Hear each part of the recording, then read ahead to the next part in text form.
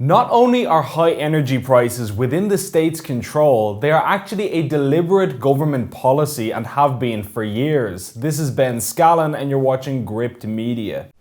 A few weeks ago, when the Irish government announced a tax cut for fuel, they made a claim which was such a stretch that future generations of elastic bands should study it for tips. Responding to the ongoing energy crisis, Fine Gael Finance Minister Paschal Donohoe said, "The causes of these price pressures are not within our control." What's truly remarkable about this claim is not only are high fuel prices largely within the government's control, but increasing energy prices has been an explicit intentional policy of the government for years now. Of course, Russia's invasion of Ukraine has sent Europe's energy supply into a tailspin. There's no denying that, no matter who was in government, there was always going to be a degree of turbulence there, and prices would almost certainly increase to a greater or lesser extent. But that does nothing to explain why, for example, Ireland's electricity prices were among the most expensive in Europe last year, long before the invasion began. It doesn't explain why, in 2018, the fuel price index ranked Ireland as one of the most expensive countries in Europe for fuel.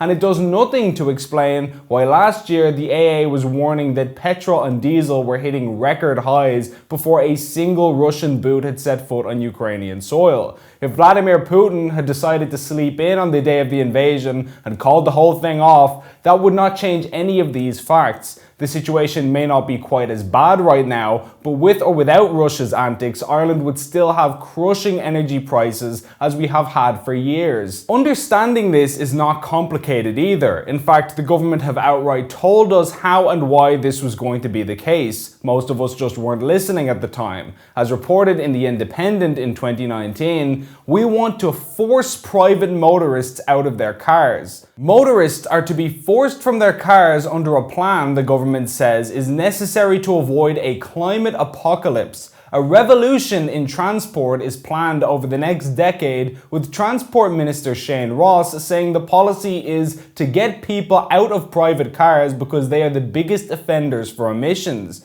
The excise duty on diesel is to be hiked, while all fossil fuels will be repeatedly slapped with increases in carbon taxes. As an alternative to using private cars, the Climate Action Plan commits the government to investing in public transport and cycling infrastructure. For those who insist on having a car, the plan is to make electric vehicles, or EVs, the only viable option. Note, by the way, that this article was from 3 years ago, and yet today only 3 government ministers and junior ministers out of a total of 35 drive electric vehicles themselves, despite being on salaries that most ordinary citizens can only dream of. The remaining 91.5% of ministers still happily drive gas guzzlers. The government has also acknowledged themselves at the end of last year that electric vehicles are not affordable for many people. That's their words, not mine. So, gross hypocrisy aside, let's be extra charitable and say that maybe our politicians are sincerely very concerned about climate change. Maybe they think that it's a necessary evil for the greater good of the planet, and that's grand.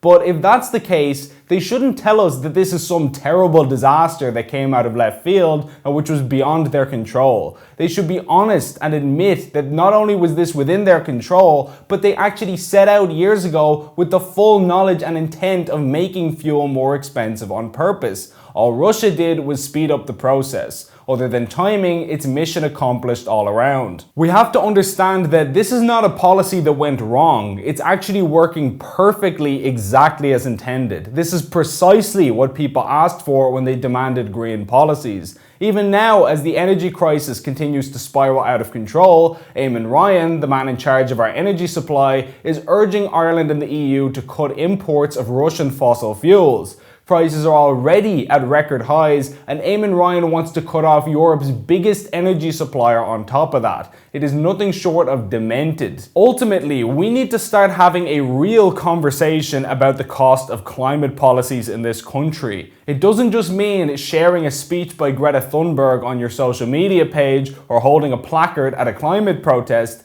It means excruciatingly painful economic sacrifices, which we are only now beginning to get a real taste of. Until people understand that, the coming challenges are just going to be all the more bewildering.